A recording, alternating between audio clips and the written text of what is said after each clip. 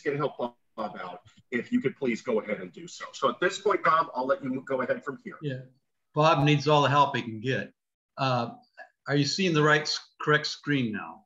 Yes. Okay, excellent. Well, let's move on to, there we go. There I am. Well, that's a great picture. Standard disclaimers. You know, this whole presentation is primarily construction phase services according to Bob.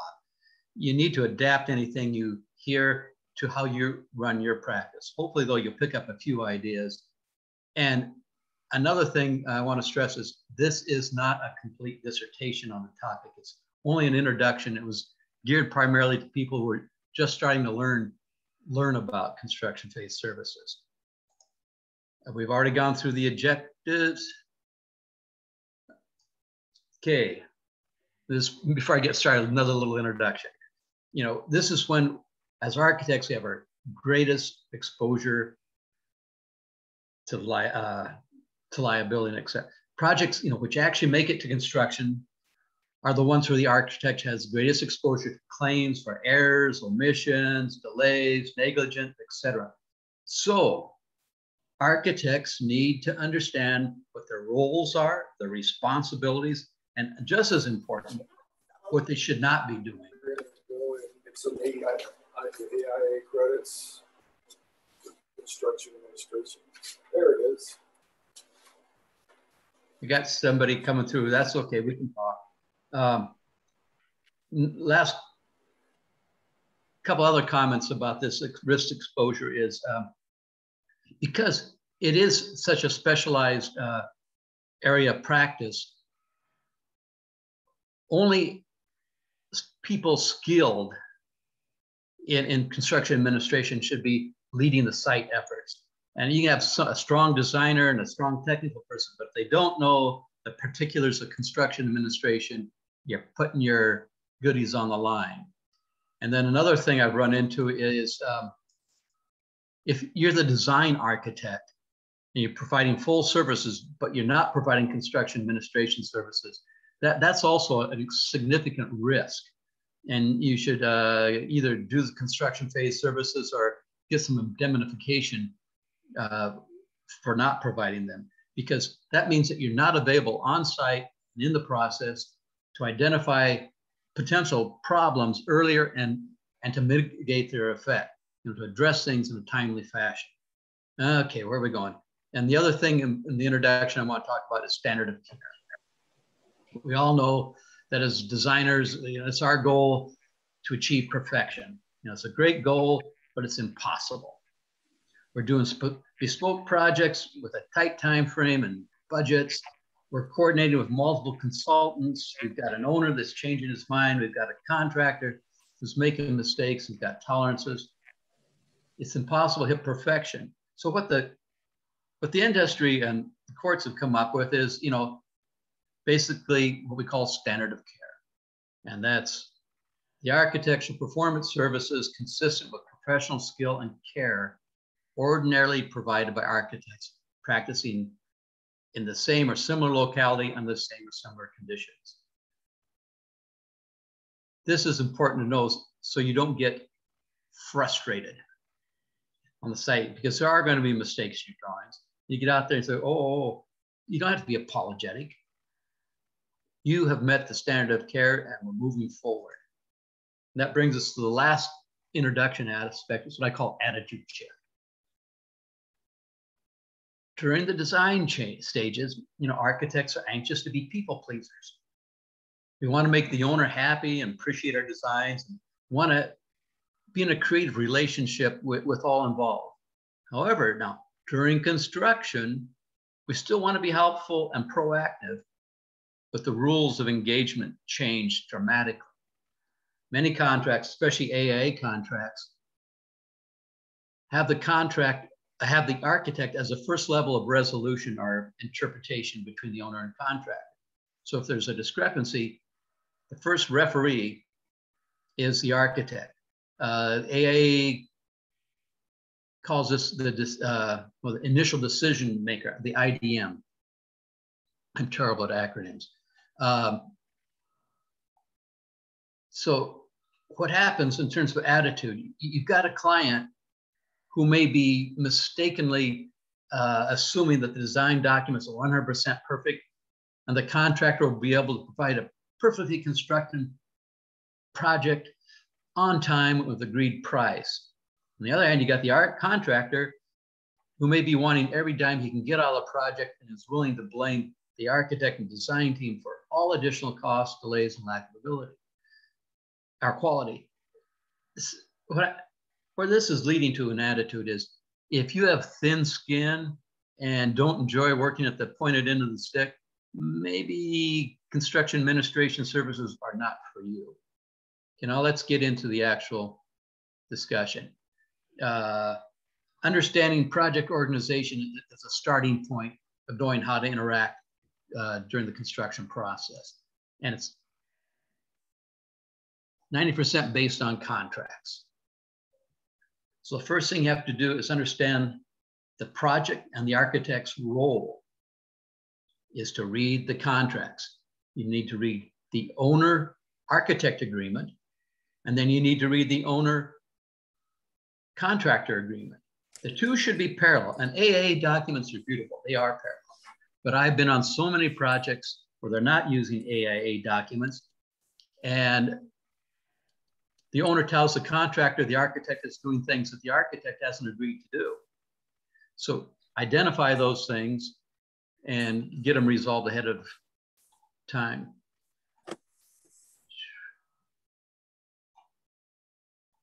Okay, I had another comment in this, and this is to set the ground rules up front. The architect or the contract says sets down the process and what's going to be done. But if you don't follow those rules and get sucked into a whole nother system where the contractor says, oh, just waive that for now, we'll go on and do it a different way in the future, you're setting yourself up for a failure. I'm an SOB from day one, so here are the rules, we follow them. Yes, you have some wiggle room, Gary, but you can't not follow the contract.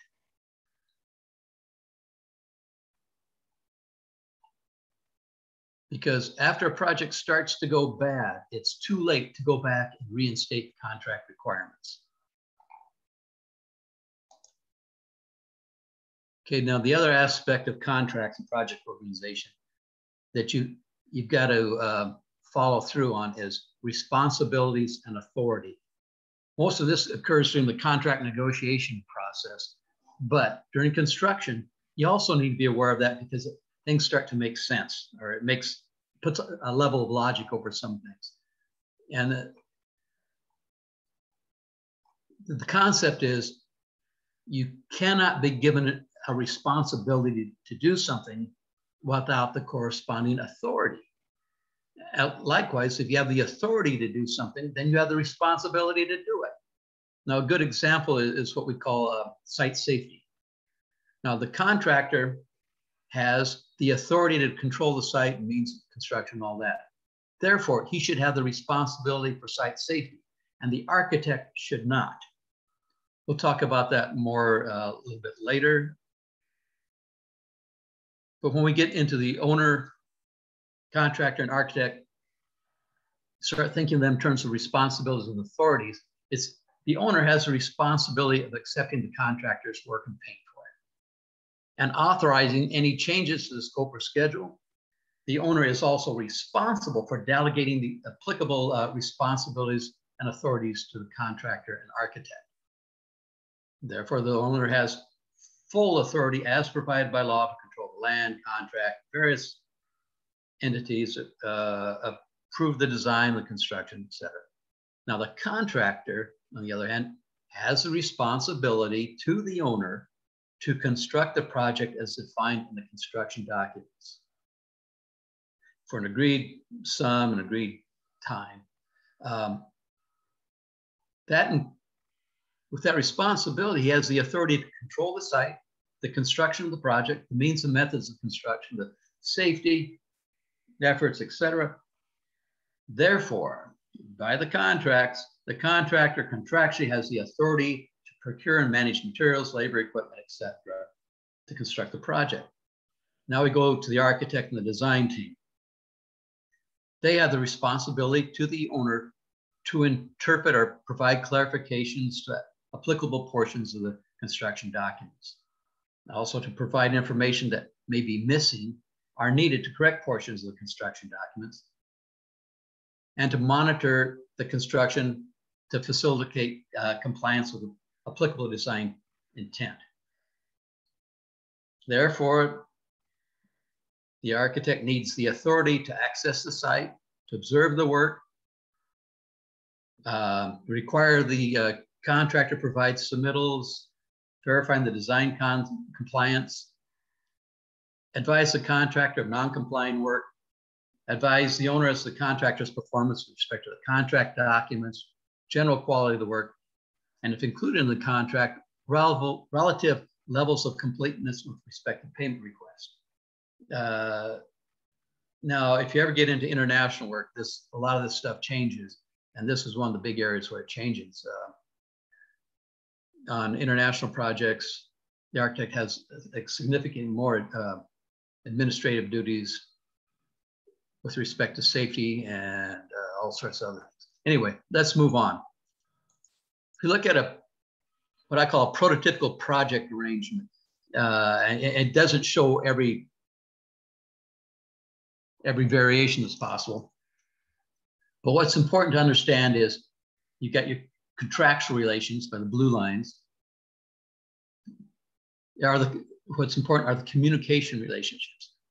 If the architect has the responsibility for coordinating and administrating the sub-consultants and the owner's consultants, then he needs to have the authority to control that communication. We'll explain a few reasons why it's in a second. Likewise, if the contract has the responsibility for the subcontractors and suppliers, he has to control that information. So I don't want a client coming to my consultants and directing them. I don't want to be directing the contractors, subconsultants and suppliers, nor do I want the contractor directing my people. Therefore, there's a barrier here. And these guys, the architects, consultants, should not be talking directly to subcontractors and suppliers. Now, this is contrary to the way a lot of people, subconsultants, want to operate. And I've fallen victim to that on many occasions, where I've had engineers talk directly to suppliers, MEP engineers primarily. And projects change, and all these request changes from them. And then I get a claim coming through the contractor saying, oh, your engineer directed my supplier to change this and this. I said, Mr. Engineer, get out your checkbook. You have ticked me off severely. That's the reason I put this in place, where there's that barrier.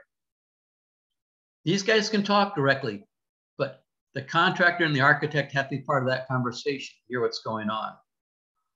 And as relationships build, you can deviate from that under specific conditions. Like your landscape architect, as an example, has to go to the nurseries and pick stuff out.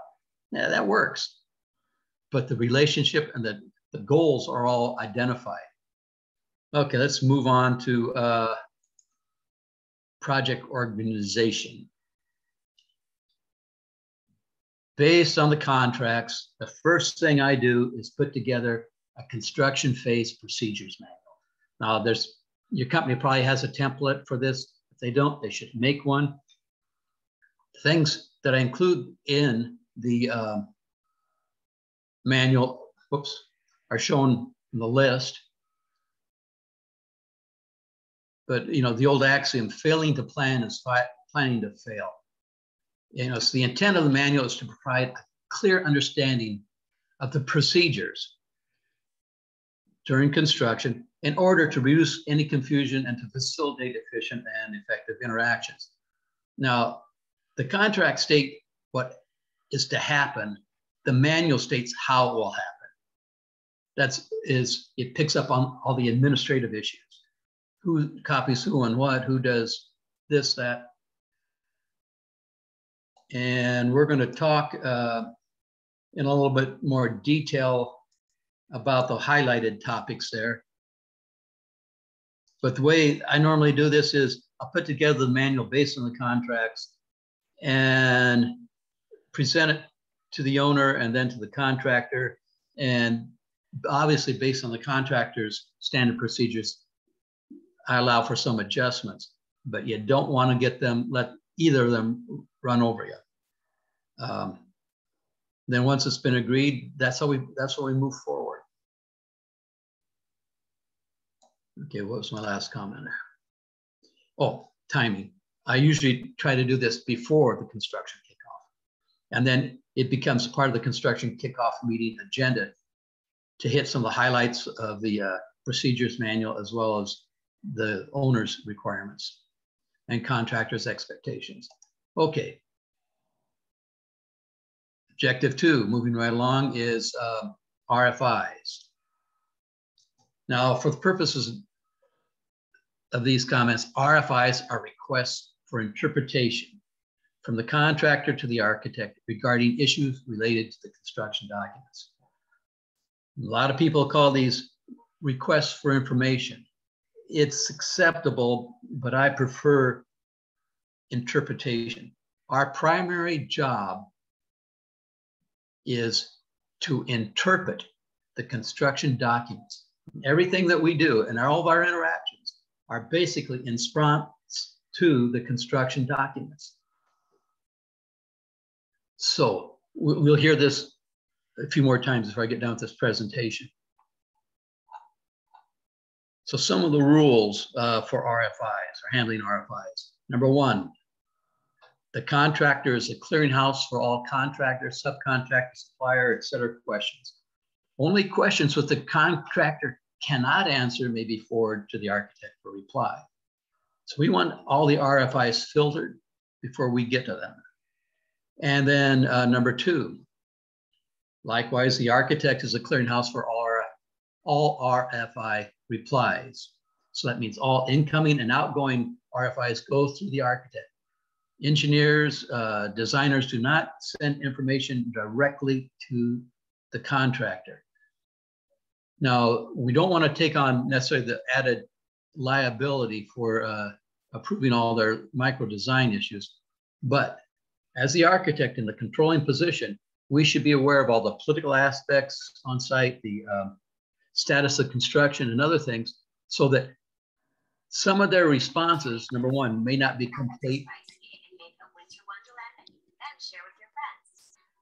or they may be in conflict with other direction. Anyway, bottom line is we need to review those and post them before they go back. Other rules are RFIs are to be limited to one topic. Oh boy. They also have clearly written questions and responses, both of which are to reference the applicable drawings and specifications. One topic. I don't know how many times I've received an RFI says, here are questions from our electrical engineer. You answer them. No, no, no, no. You send them one question at a time. And the reasons for this is,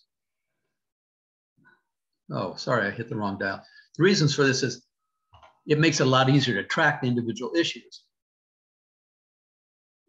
But having them bundled together, it also makes it easier for the contractor to include questions he should have answered. And the other thing I don't like about these massive RFIs is there's portions that can be answered quickly, and then sometimes there's portions that take time to respond to. If you have to wait for the lengthy response times to get the critical quick answers out, you're jeopardizing the project. So one topic each, and once again, reference the applicable drawings and specifications. It's the drawings and specifications that we're interpreting. That's our product. That's what we define. Okay, number 2, we can attach sketches, sketches numbered sequentially per RFI. What we're not doing, what I don't like to do, is number sketches sequentially for the entire project. I've run into I think it's a California state architect required me on one hospital once to know all design sketches issued to modify the contract need to be numbered sequentially. I prefer to number them per the RFI or per the bulletin. So it's RFI sketch 1, RFI number 32 sketch 1, RFI number 32 sketch 2. So they're distinct that way. Okay. And 5, in the old days, we always used to include an RFI form in the specifications. And this I'm willing to negotiate to use a contractor standard as long as it doesn't have loaded language. I've seen some mighty strange things. What was one example I had here? It was, failure of the architect to provide a timely and acceptable response to this RFI can be considered as a cause for the contractor to submit a claim for additional compensation and or extension of the schedule. Baloney. That's unacceptable. It's confrontational, number one. And it's doesn't reflect standard practice, even though they will try to claim. Okay, number 6, it is assumed that the contractor is planning and coordinating his efforts well in advance of the actual work being performed. As such, most RFIs should be discovered far enough in advance so the architect's response time of 10 working days does not impact the construction schedule. I put in 10 days. Often the contracts have another time period, or they just say endeavor to do it quickly or whatever. The architect will endeavor to respond to each RFI as soon as practical. Expedited review of critical path items will occasionally be required and will be considered on a case-by-case basis. Now, the reason for this rule is to alert the contractor to their responsibilities. They need to be planning in advance. And to come up with this, everything's an emergency, is due to their lack of planning, which is typically required by the contract as well. However, it's reality. There are going to be some fires to be put out, and we need to be able to respond to those. But we don't want every single RFI to be a deadline emergency. That's poor planning on the contractor's part, and we need to address that with a formal letter. Okay, number 7, the contractor and architect shall cross-check each other's RFI logs on a regular basis. This is kind of old school. If you're using Aconex or similar software on a project, it does that pretty much for you. What we used to have a problem was, I'd say, well, I've already answered that. And they'd say, no, we haven't received it. Then we go and we compare the logs. Are there any other holes like that? So by comparing the logs on a regular basis, we could find out where the miscommunications were and resolve them. Okay, the last one is, based on the architect's responses to RFIs, the contractor is not authorized to proceed with work which will affect construction costs, fees, and our schedule. So if they perceive an additional cost or change to their contract based on a response to an RFI, they are not authorized to proceed without addressing it with the architect, which we'll get to in a second later. Likewise, the architect should know and have issued a bulletin. Okay, now here's some observations that come across for RFIs. That's what I call prioritization. Every single office working on this or any project in construction needs to prioritize that project, in any project in construction, and respond as quickly as possible or reasonably possible to every RFI. Now, we've all run across this. Contractors will often use RFIs to position themselves for making claims. And I have a procedure I use to get around some of that. If it's an obvious claim, basically, I issue the proposal request with the response to the RFI so I can track the two together. Okay, so if it is a clear scope change, we address it that way. Now, another thing I've had on many projects, we'll use an RFI to just for documentation of conversation or corrections or agreements we've had on site. So this is a confirming RFI that, you know, we're going to be allowed to do this, this, or that. So if they complain about a large number of RFIs, you say, well, look, a lot of it's just verification of communications. And that's what we should be doing. That's the whole purpose of RFIs, is to communicate and document that communication. Okay, I won't spend much time on here. Am I doing time-wise? Is can't stress this one enough either. Every single drawing or sketch that's issued to the contractor, officially issued to the contractor, needs to have a title block on it. I don't know how many times I do a lot of work with claims and go into projects that have problems, and they'll show me a piece of paper. So, well, here's how we did this. So, what's that piece of paper? Oh, it's a sketch. Well, who made the sketch? Oh, the architect. Well, when? Oh, gave it to us about a couple months ago. You know, what drawing does it refer to? Never let that go. Any drawing go out of your office that's not clearly identified as to where put it. It's got an audit trail, an address of where it's come from. Another thing I put on an RF. Here's the RFI number. Another thing I put on there is a bulletin number. Some RFIs, we'll get to this in just a second, are rolled over and become bulletins. If it's obvious that there is a change in scope, don't wait until he makes a claim, the contractor makes a claim to create a bulletin. Do it immediately. That way you're mitigating the potential for time delays. And reference the drawings. Remember, you have to tie everything back to the construction documents that we prepared. We're interpreting those, we're giving direction according to those. So where is that drawing? We also need that, we'll get to in a little bit, to post the drawings. Okay, on to submittals. Submittal types. I don't know how many times I've heard people refer to submittals as shop drawings. Shop drawings are a subset of submittals. Here's a list of the different types of submittals.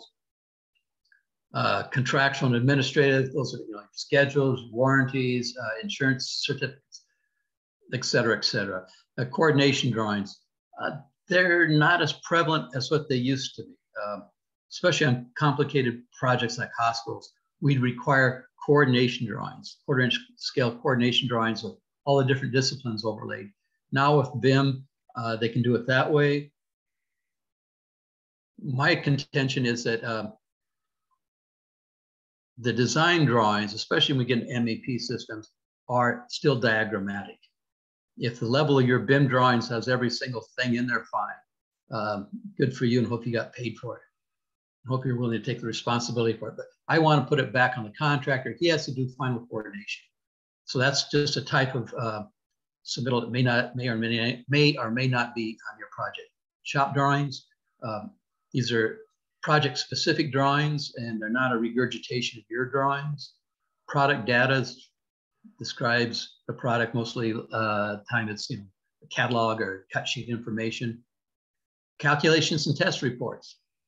These are typically required by engineers more than architects, and processed accordingly. And then samples. Samples are physical samples of primarily check color, finish, quality of fabrication, that sort of thing. And then the last one I have is mock-ups. If you do a mock-up, a lot of times it's, if you have a repetitive element or something you need to study further,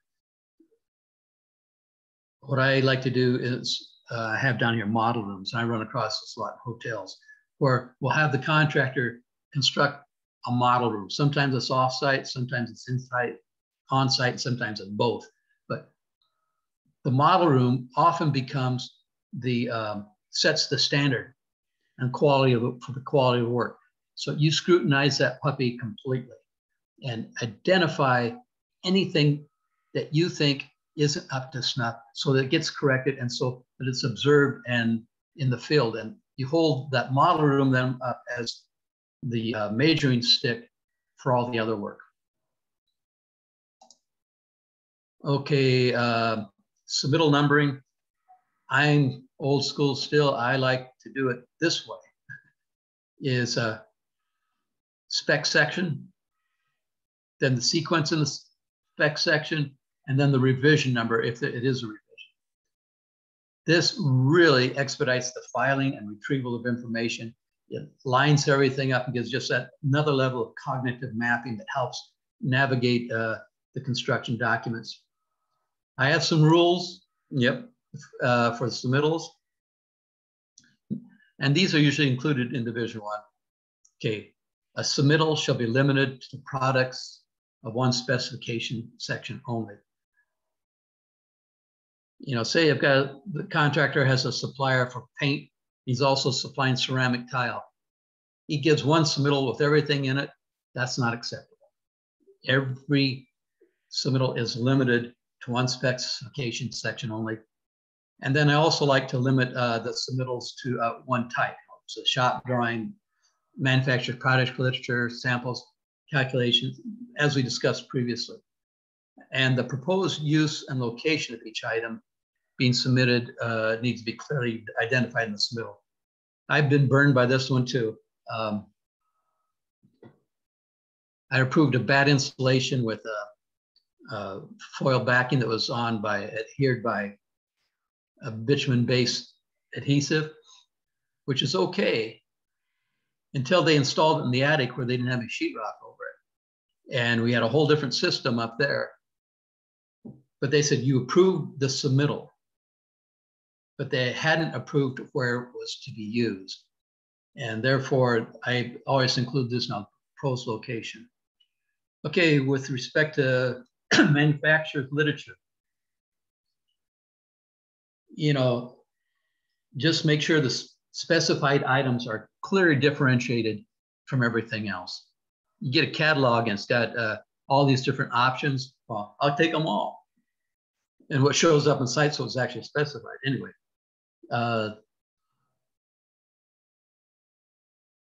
make sure that's clarified. And then, oh, here's a good one. Number 5, only items noted in the specifications as requiring submittals are to be submitted for review. Some contractors want the architect to sign off on absolutely everything they've used to protect themselves. And then they're passing that risk and responsibility onto the architect, which you are not getting paid for the risk, and the additional work you're not getting paid for.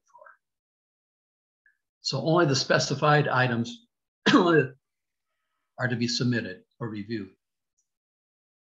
Number 6 is important. All submittals shall be reviewed, coordinated, and accepted by the contractor prior to submitting to the architect.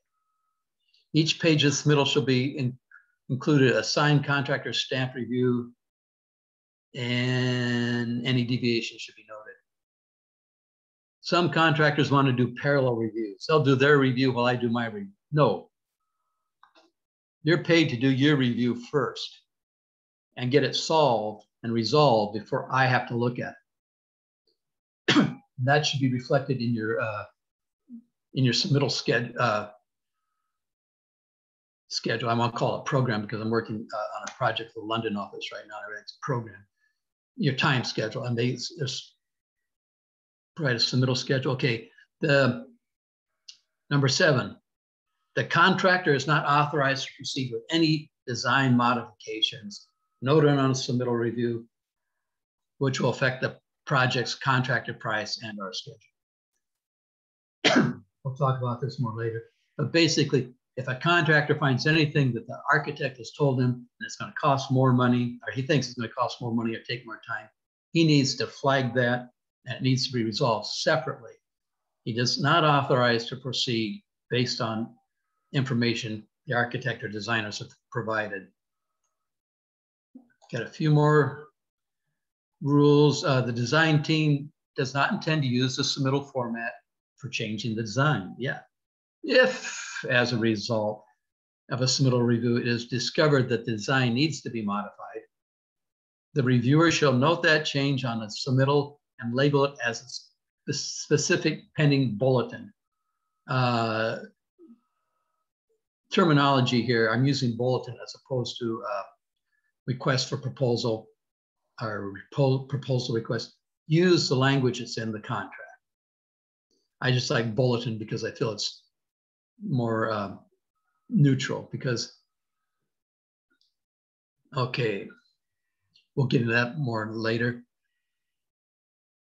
So when you as the architect or your consultants review a submittal, it's not an opportunity to go in there and change your design. If you find something that needs to be changed to make it work, or there's a life safety issue or anything like that, that's acceptable. There are circumstances you need to change it. So you flag it on the submittal and say, you know, this area is being changed pending acceptance of bulletin number 89 or whatever it is. Be specific and then have that bulletin ready to go out with the submittal or shortly thereafter. Likewise, the contractor is not supposed to use the submittal process for requesting substitutions. Substitution requests are an entirely different animal. And I typically list specific exceptions where I will even consider a substitution request after the tender or bidding period. And the last one is another one I've been burned on when I was doing a computer facility once, computer chip facility. It was the acceptance of products that need to be integrated with other submittal products. You need to look at, sometimes you need to look at the entire assembly before you can approve one individual component of the assembly, because there's sometimes little dimensional adjustments or whatever that need to be approved, so are verified. And then that's the last of my beautiful rules for submittals. Review stamp, you've all got them. I'm sure all of your lawyers have gone through them with great care. They feel that this is a place they can really protect you. My feeling is that it doesn't offer that much protection, but it's worth a try. Look at the actions. No exceptions taken. I seldom get this one. This indicates that the submittal has been reviewed for conformance with the design intent and that no exceptions were taken. Then the note. Failure of the contractor to note and or the architect to discover any deviations from the contract documents does not alleviate the contractor's responsibility to correct any deficiencies subsequently discovered. That note applies to all of these actions. Make corrections noted. This is probably the one I use the most. You know, this indicates that the submitted item has been reviewed and is subject to the corrections and or comments indicated by the reviewer. Now, the contractor shall make the corrections indicated and take note of the comments made without resubmitting to the architect. We're not going to get paid to look at that silly thing again. If we've clearly identified what needs to be changed, and it's not that significant, we do not need to see another submittal. Then the revise and resubmit. I use this in lieu of even the rejected. Rejected to me has too many emotional connotations. I'm a type of guy who gets the emotions into it enough when I talk to a person that I don't want it in my written record. Okay, this indicates the submittal information either inconsistent with the design intent as presented in the contract documents or inadequate information has been submitted to evaluate the acceptability of the submitted items. So here the contractor is required to make a resubmission. And the last action that I like is not review. And I use this frequently during the initial parts of a project sometime, but usually I don't use it so much later on. This submittal is not required for the contract documents and is therefore not being reviewed by the architect. Mr. Contractor, you're supposed to do the right thing. Okay, objective 4, moving right along, are meetings and site visits. The main meetings that we attend, are the OAC meetings, owner, architect, contractor meetings, and these are usually stipulated in the Division 1. The specifications are in the owner's agreement, and they're regularly scheduled meetings administered by the contractor. First one is usually the construction kickoff meeting. And what I like is I either want a standing, and this way usually there's a standing agenda, or if there's specific agenda items that are going to be new, those are made, the participants are made aware of it before the meeting.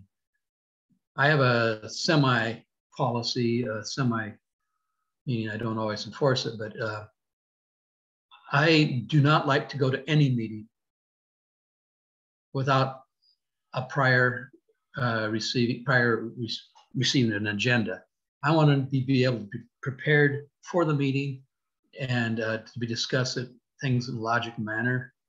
Okay, and the contractor then is responsible for making the minutes. However, you got to check. We'll talk about in a second. Pre-construction meetings. The specifications for certain installations of products and equipment require pre-construction meetings. And usually they want the architect, sometimes some specific consultants, contractor, installer, manufacturer present for these meetings. And what you do, you go over the installation procedures, the quality control procedures, and for each specific system. The ones most prevalent that come to mind are for waterproofing and roofing. But there's others as well. They just not going to come to my mind at the second. Okay, now the other type of meetings in the United States you'll often attend are pay request meetings. And these are typically monthly. We review the owner's schedule of values, contractor schedule values on his payment request, and you review the work to see if they're somewhat in compliance. We're not going to talk much about pay requests now because it's should be a whole nother presentation. But the thing about a pay request, as the AIA has us certifying this pay request. So most companies are set up, the only person who can do the certification are an officer of the company. A lot of times I prefer to use the signature person who signed the contract. Okay, now there are all sorts of other meetings that take place, the vast majority of which we should not be attending. The types of meetings we might attend are, if there's some sort of special issue or meeting, and you look at it and say, yeah, that's viable, we need to be there. But we will not be attending, as far as jumping around here, superintendent meetings, site safety meetings, subcontractor coordination meeting, and all these sorts of meetings where we don't want to take responsibility, we don't have the authority, we don't want to take the responsibility. And as soon as we're there and we're asked the question and they say, well, okay, we're going to wait until you give us an answer, you've added potential claim delay, and you've added risk that you've assumed for yourself by taking on that additional responsibility. So don't go to meetings other than those that are stipulated. And under no conditions should you or your sub-consultants be attending meetings with the contractor's suppliers or subcontractors without the contractor being present. You can't deal behind their backs. Having said that, there have been occasions I've called up suppliers or checked around to verify if what I'm being told is actually the truth in terms of availability and different things. Okay, the minutes, we've talked about this. It's contractor's responsibility to minute the meetings. However, because I'm a little retentive, I write my own minutes and issue those to the owner. And my consultants. But the contractor's minutes verify that they, I apologize, guys. My mouse gets carried away. That they have no omissions. Those are important information that was shared at the meeting that's not included. And are they misquoting anybody? Or are they unfairly positioning? Minutes are not where you position and say, you know, because they didn't do this, I get this. Or, so we need to set the tone of those minutes by our reviews and our review comments. And if it's a contentious thing, you handle it more formally in the future. Okay, site visits.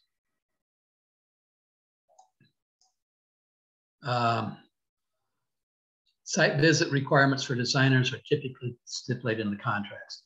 I know AIA contract a lot of times will have language to the fact that the architect should visit the site as appropriate for the level of construction.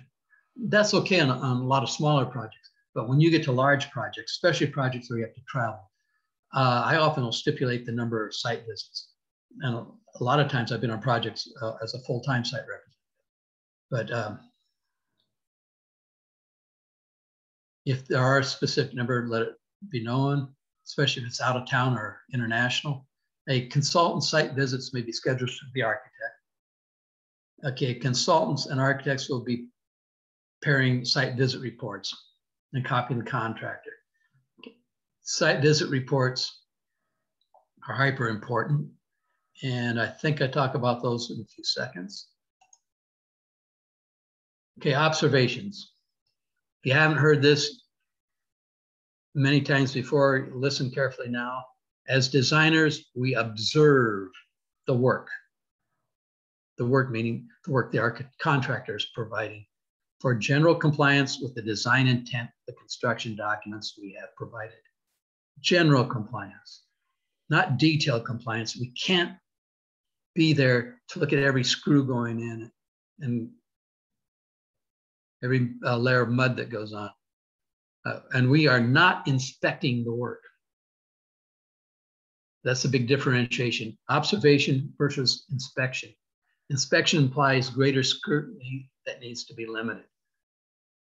You know, the example I give here, otherwise we have a structural failure. They say, well, why didn't you go in and x-ray all the welds? Duh. That's not what we're doing. There are companies who do provide inspections, but it's very well spelled out what they're inspecting. And it's not typically the design firms. Okay, conversations. Designers must be cautious about what they say on site, so it's not misinterpreted or heard by persons who might take it as direction. We don't give verbal directions. We tell them how we can help them with interpretations. We can say, it looks like this needs to change, and we'll process as a bulletin, but we don't give site directions. The days of the man in the cane and the straw hat walking around pointing and saying, move this, move that, those aren't here anymore. Due to the nature of our legal system and everything else, we're interpreting our documents. So be careful who you speak with on site. And typically you don't speak directly to workers other than to shoot the breeze.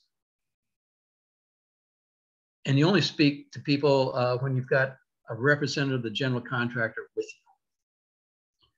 And then don't feel obligated to answer every question while on site. Sometimes you got to do a little bit of research, and you have the right to check your documents and consultants and others. You can't be unnecessarily rushed. That doesn't mean you don't need to hurry. Just don't feel obligated. You don't have to perform. Then all relevant site comments are to be included in the site visit report. So if you do say something to somebody, say, okay, here's what I said. There's no questions. The written record reflects it. Because if it's not in writing, it didn't happen.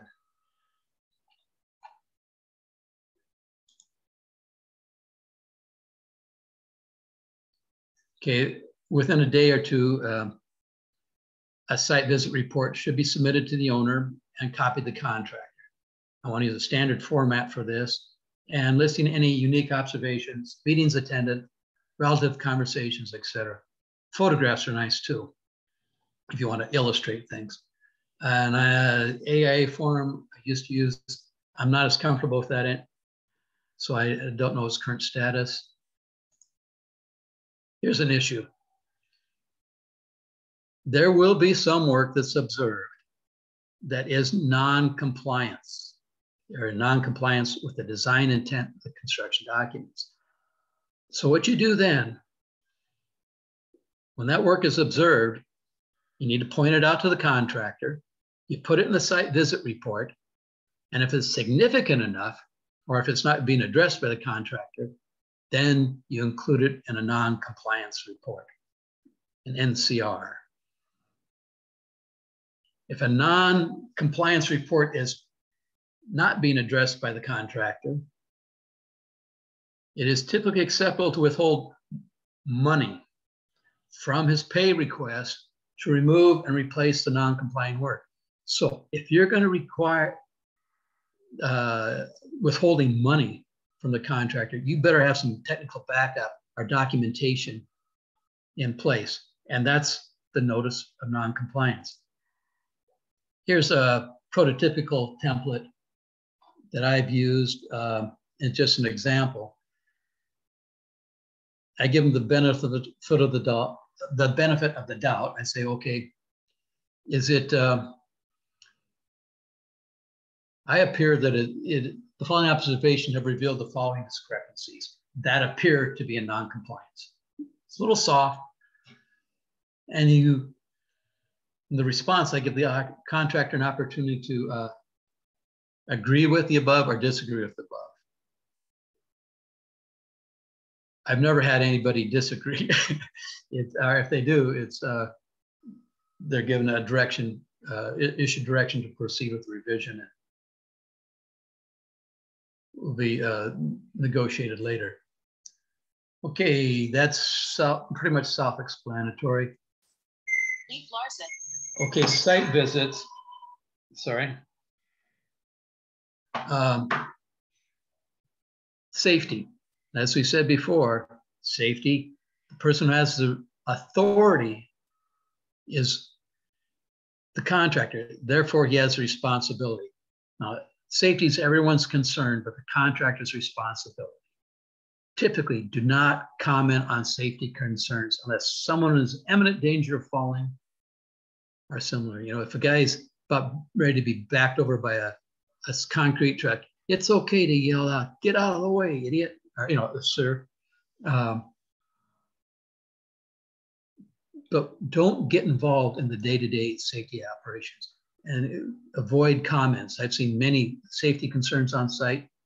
You know, you walk around, there'd be form boards sitting up with nails poking up in the sky, and I might nudge it with my foot and make sure he sees me nudging it with my foot.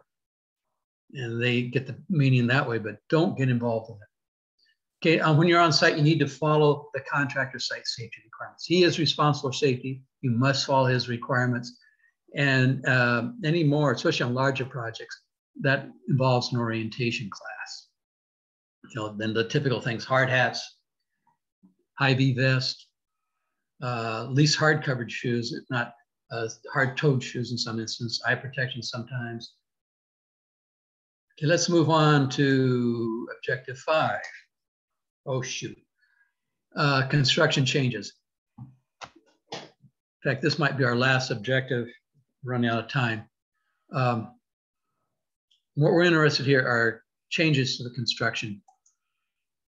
There's, to manage the changes, like we talked about managing design changes, you got to know where the sources are and how they're initiated. So, you know, aesthetic changes, owner may want operational revisions, all sorts of things. The architect may want to make some aesthetic revisions. Some clients accept this. Most are not that happy. They say, why didn't you make that, you know, do it right the first time? But there are circumstances where changes have to be made to complete the design, if there happens to be a hole in the design, or if there's a conflict or clarification, so the architect initiated. And then the contractors initiating changes, sometimes for cost savings, make sure that the owner gets a substantial portion of that cost savings. And then sometimes they may want to do something to expedite the project. And substitution requests, we touched on that earlier. Unforeseen site conditions. A contractor has the right to be paid for additional work caused by unforeseen site conditions. And that includes subsurface. You know, the soils report is incorrect, and say there's the fill's unacceptable for the excavated materials unacceptable for a structural fill as it was planned to be used, or they encounter rock where it's supposed to be soil. These are unforeseen conditions. And it can happen with remodels as well. We'll move along. Authorities having jurisdictions. You know, interpretations get revised. What the guy in the office does versus the field inspector does can be two different things. And so there's some changes are initiated by the authorities having jurisdiction. Now, minor changes are clarifications of contract documents which have no cost or schedule impact, may be included in, like we said, RFI responses, supplemental instructions if used. I don't use them, but if they are used, clarifications and discussions may be included in meeting minutes, field reports. But then all other changes, those that do have money involved or time schedule involved, it needs to be issued to the contractor as bulletins. One of the terms used in AIA is a request for proposals or proposal request. Use a terminology that's consistent in the contract language. I just prefer bulletins because it's, like I said, it's more neutral.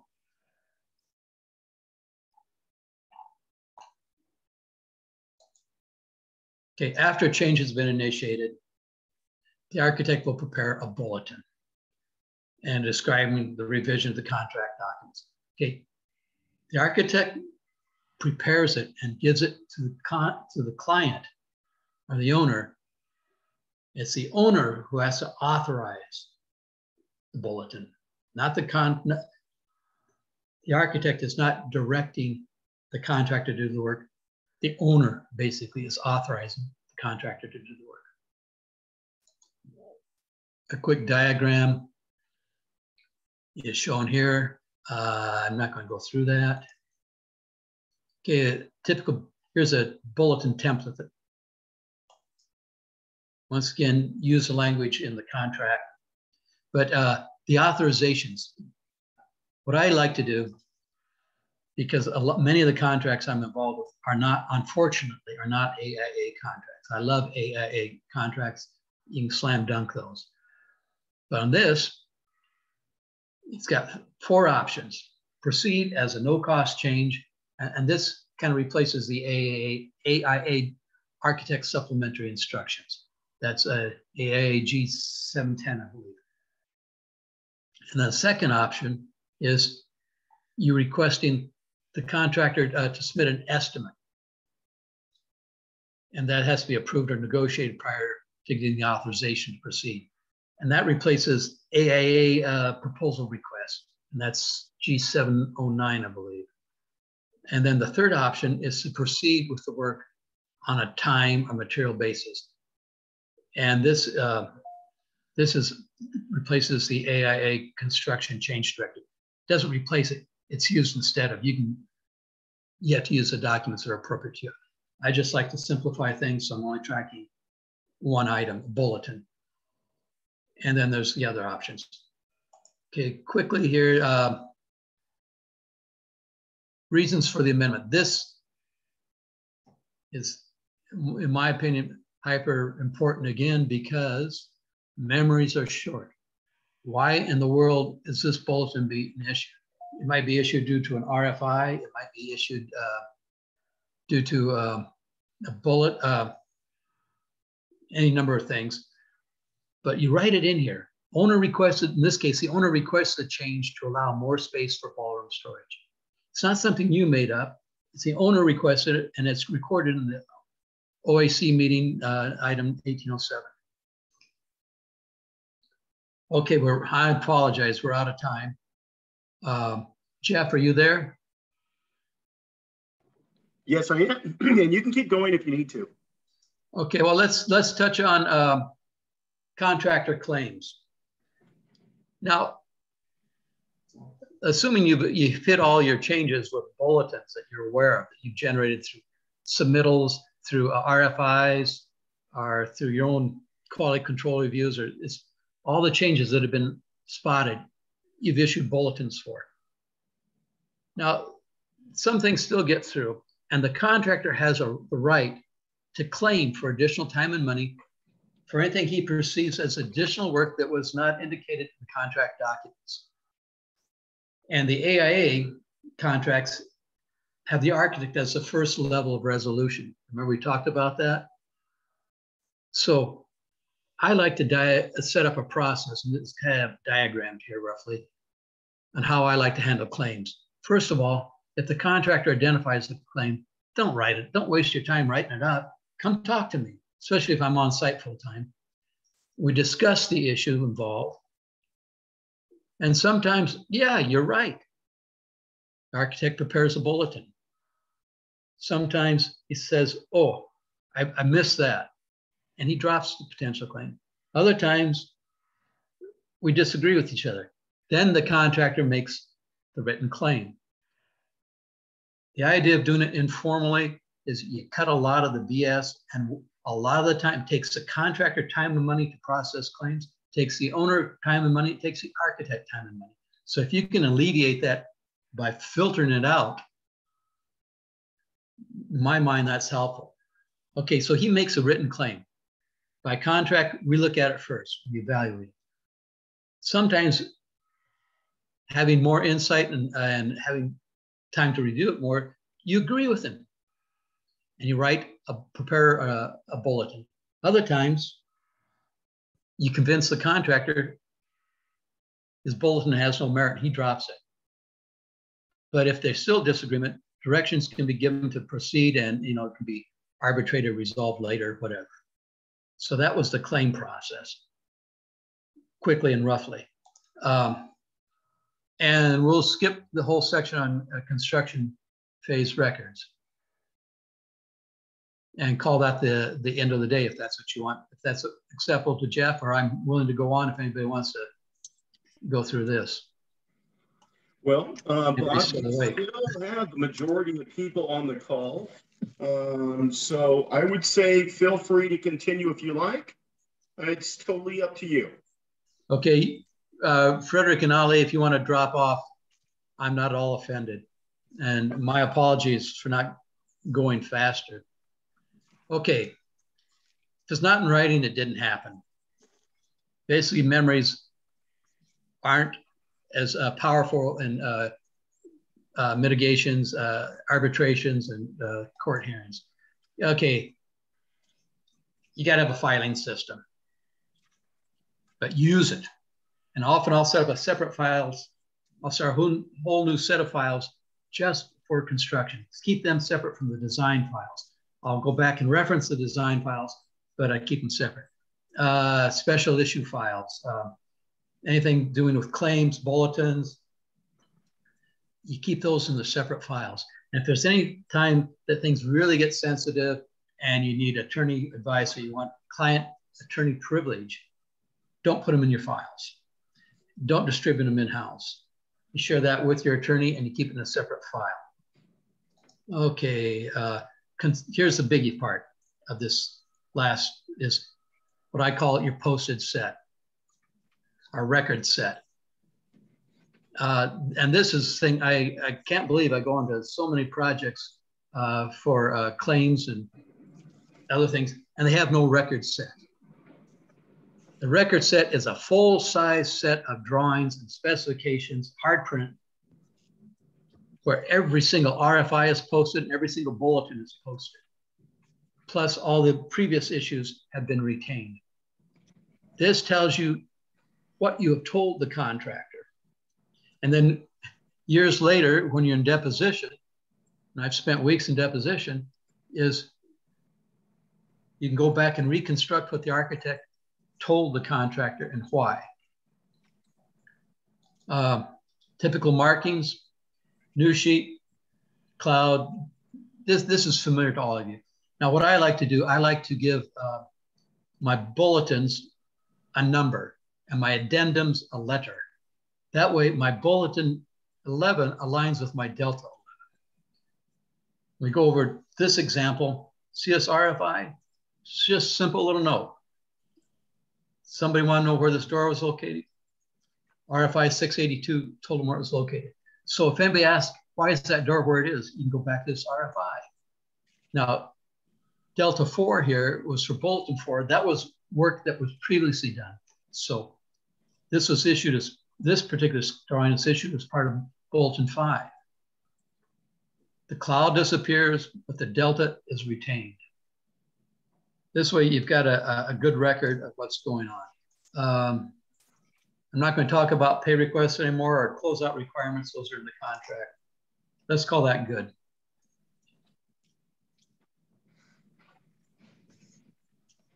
Any questions? Anybody awake? You there, Jeff? Yeah, I'm here. It was good. We're here. You still got the same number of folks. Okay. Well, I thought I was down to 2 people. Oh, no. Yeah. I would say if anybody has any questions, you could just bring it up right now. You don't have to put anything in the chat.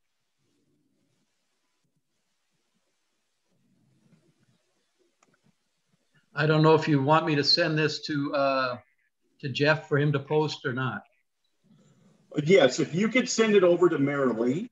Okay. Then that would be great. You do have a question that just, you do have one that just came in from Andrew. Bob, you said addendums are letters and bulletins are numbers. It's a question. Yes, that's the way I like to do it. And it differentiates the two. An addendum is basically part of the base agreement. It's issued prior to the contract award, typically. There are post-contract addendums, but it's a whole nother issue. Whereas bulletins are all post-contract. And by using the letter for the addendum, you start out with number 1 as being bulletin number 1. And then your sequential bulletin numbers are the same as your Delta numbers. And just like I said, another navigation tool to cognitively map a project. Does that make any sense?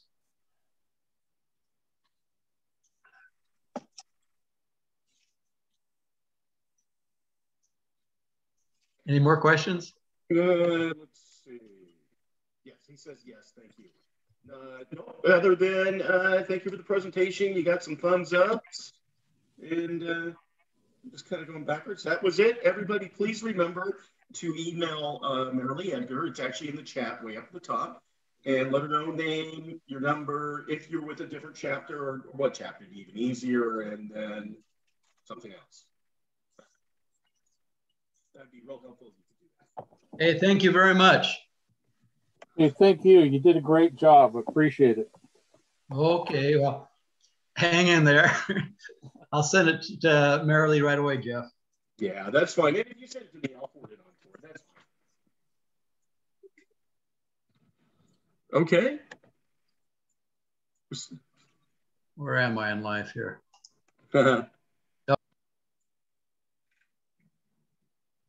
Yep. I think we lost him. Yes, we did. So thank you, everybody, for attending today's program, and enjoy the rest of your day. Bye now.